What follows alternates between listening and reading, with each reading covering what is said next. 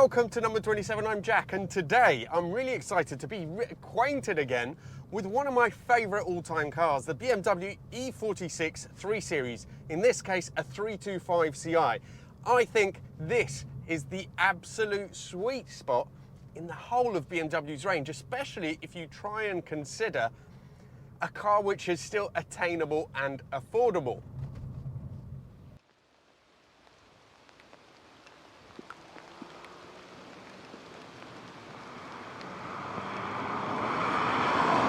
Now Daniel, who owns this one, is just 25 and just likes his old cars. He turned up with a mate who also has another one of these, and you can tell both cars have signs of wear. They are not new, they are not mint. I think this has 135,000 miles on it.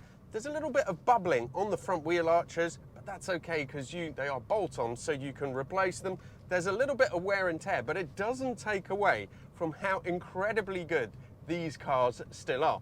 And in this video, I'm going to tell you why you should be thinking about buying one of these.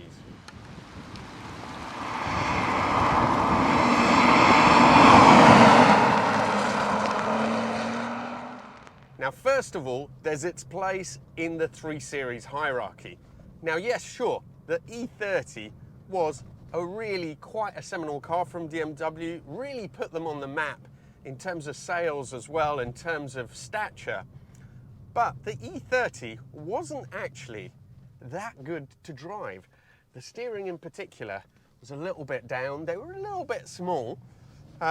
Certainly, it doesn't work as a modern proposition.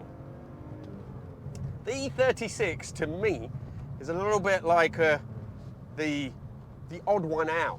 It's not as seminal as the E30. It doesn't have the same presence. But it's not as staggeringly pretty or quite as good as the car that followed, as this one, the E46. So the first reason to get one of these is that the design has, in my view, never been bettered. The lines are just so perfect, and the ultimate pinnacle of that is the M3. But if you can't afford it, these still look absolutely just so right, particularly in coupe form, but even in saloon. In terms of handling, the E36, the car that came before this, was a huge step forward compared to the E30 that it replaced. That's mainly because it went from a semi-trailing arm rear suspension setup to the famous BMW Z-axle multi-link, which kept the geometry much more in check during suspension movement, so it was much less likely to end up in a hedge.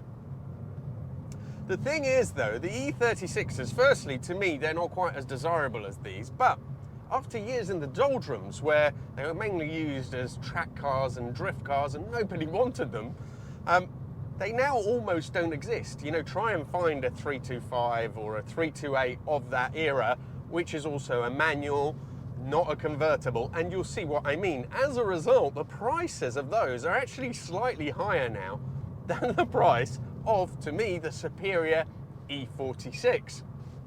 So you have a car which is better, which is prettier and cheaper than the one that went before. And it's far better than the E30, and also cheaper, of course, than the E30. But it's more of a real BMW to me than the car that followed.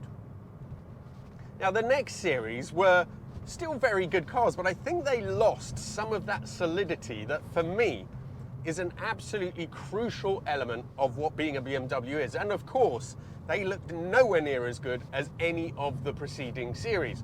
Now, I'm a very big fan of the M3 version of that car, but I think as standard, if you're going for a 325 or one of the normal everyday versions, these are much prettier and much more interesting and better built.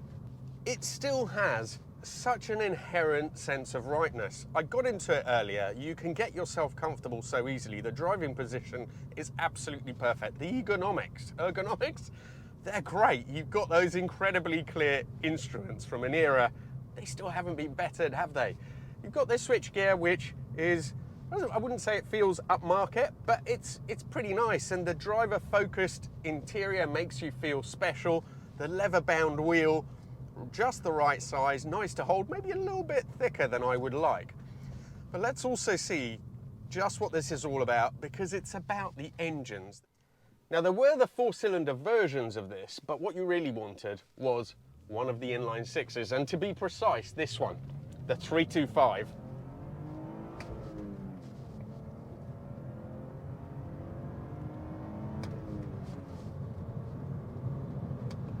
I mean, the creamy smoothness of this unit, it's hard to describe unless you've driven one of these. Not just that, but these also handled. BMW stuck with rear-wheel drive when nobody else did. It makes these feel special, but it also means that they will really surprise you in the way they handle. They're a little bit softer than you think, but they have a neutrality and an adjustability to them, just an inherent rightness that no other family car of that time did. BMW, when they made these, they just weren't willing to compromise. And now I'm going to blow you away because, okay, they are becoming rarer. It's becoming harder to find a 325 or a 328 or a 330 manual coupe. That is kind of the ideal spec. But you can still find them, and if you find them, you know, the prices go from sort of, you know, for an acceptable example, let's say between 5 and 10,000. For that, you're getting a car which is comfortable, which looks amazing, which drives incredibly well, which can play the sports car when you want it, but also can be a little executive express. It's completely comfortable. It's just, they are faultless. Now, having driven this today, I'm seriously just starting to think that at this price point, this has to be the best car in the world. I mean, tell me if you think that there is something else in this price range that would do everything as well as one of these, because I just don't think such a car exists. They are so complete. They don't really have many flaws. Now, if I was to try and nitpick, I think I would say that perhaps the steering isn't the standout feature on this car. Unlike the M3, where it's also quite a dead unit though, it doesn't seem to matter as much because this isn't just as much of an alls-out, you know, ballistic thing.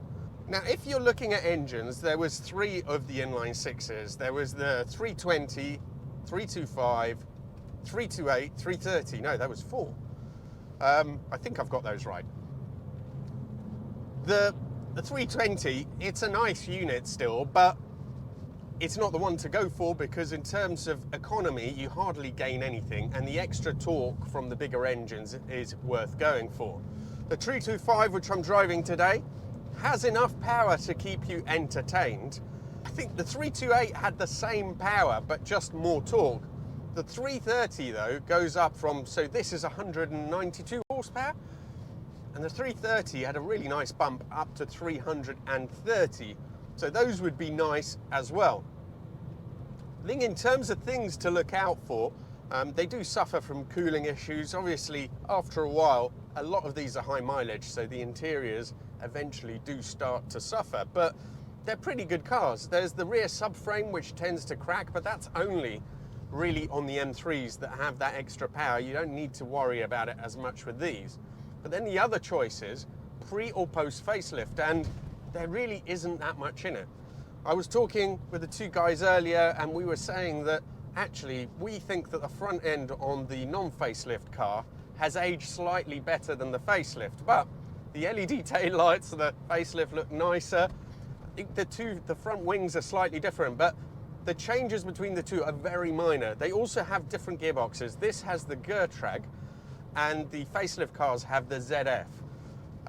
In theory, the ZF doesn't have the precision of this, but it's also a bit less notchy, so I'm not sure what people tend to prefer. This is absolutely fine for me. It just has that traditional BMW feel of being fairly light and crisp with a bit of notchiness, so you know that you're engaging the gears. Now, they are known for their handling, but I think that one of the things that will most surprise you if you get into one of these is just how well they drive and how comfortable they are. You aren't losing out anything, I don't think, with a modern car.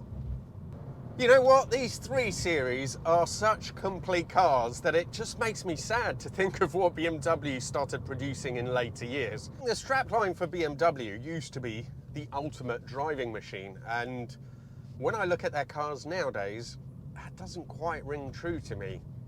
I myself had an M135i, which actually in many ways was a brilliant car. Incredible fuel economy, and very, very comfortable.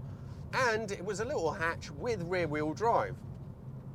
I had the flappy panel version, which I think didn't help things, but I found it to be quite uninvolving. And in terms of quality, again, it just didn't have that solidity that I remember from BMWs of old, which marked them out because they were no compromise. I think the problem is that modern BMWs are much more compromised. Let me know what you think about that. I mean, tell me your thoughts. And I really want to know if you think there's something that's better than this at this price range, because I just do not think there is. I mentioned earlier that if you're going to go for the later 3 Series, you really should look at the M3, because that is a very special car. To find out why, click on this video. Thank you all so much for watching. Your support is hugely appreciated, and I very much look forward to seeing you for the next video.